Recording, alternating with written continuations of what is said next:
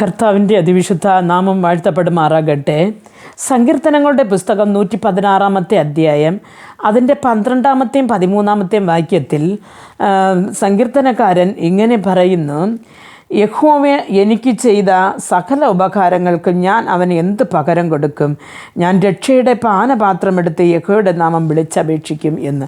രക്ഷയുടെ പാനപാത്രമെടുത്ത് ഞാൻ യഹോവയുടെ നാമം വിളിച്ചപേക്ഷിക്കും എന്ന് സങ്കീർത്തനക്കാരൻ പറയുകയെന്ന്. പ്രിയ ദൈവമക്കളെ, കർത്താവ് നമുക്ക് ചെയ്തു തരുന്ന ഒவ்வொരു ഉപകാരങ്ങൾക്കും നമുക്ക് എന്ത് പകരം കൊടുക്കുവാൻ പറ്റും?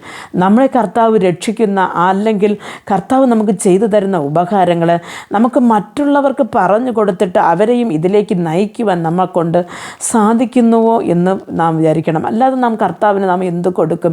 പ്രിയ ദൈവമക്കളെ, ഇന്ന് പലരും നന്മ വാങ്ങിയിട്ട് അടുത്ത് തിരിഞ്ഞു നോക്കാതെ പോകുന്ന ഒരു ലോകത്താണ് നാം ജീവിച്ചു കൊണ്ടിരിക്കുന്നത്. എത്ര തന്നെ ചെയ്താലും അടുത്ത് ഈ പറഞ്ഞതുപോലെ എന്തു പറയാൻ, അടുത്ത നിമിഷമാകുമ്പോൾ അതിനെല്ലാം അങ്ങനെ മറന്നു കളയുന്ന ഒരു ജനത.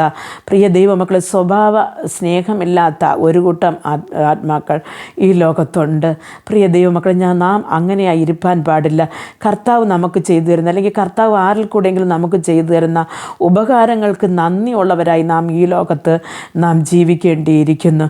പ്രിയ ദൈവമക്കളെ, നമുക്കറിയാം യേശുക്രിസ്തു ഒരിക്കൽ 10 കുഷ്ഠരോഗികളെ സൗഖ്യമാക്കിയിട്ട് പോയി. പക്ഷേ കുറേ കഴിഞ്ഞിട്ട് നോക്കിയാൽ ഒരാൾ വന്ന് 10 പേരിൽ ഒരാൾ വന്ന് കർത്താവിന് നന്ദി പറഞ്ഞു. അപ്പോഴാണ് യേശു ചോദിച്ചത്, മറ്റോ 9 പേരും എവിടെയെന്ന്. മറ്റോ 9 പേരും സുഖം പ്രാപിച്ച് തങ്ങളുടെ കുടുംബങ്ങളെ നോക്കുവാനും തങ്ങളുടെ സ്വന്തം കാര്യങ്ങൾ നോക്കുവാനും സന്തോഷിക്കുവാനും അവർ അവിടെ വിട്ട് ഓടിപ്പോയി.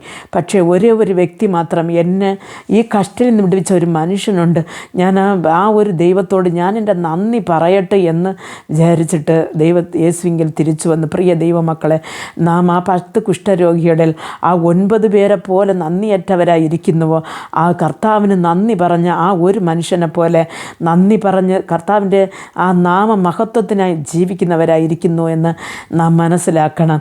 ചെയ്തതെല്ലാം മറന്നിട്ട് വീണ്ടും ദുഷ്ടതയിലും ദുർഘടത്തിലും പിന്മാറ്റത്തിലും പോകുന്ന ദൈവമക്കളോട് ദൈവാത്മാവ് ഇന്ന് സംസാരിക്കുന്നത്, നിങ്ങൾ പിന്മാറ്റത്തിൽ പോയവർ തിരിച്ചു വരണമെന്ന് ദൈവം ആഗ്രഹിക്കുന്നു.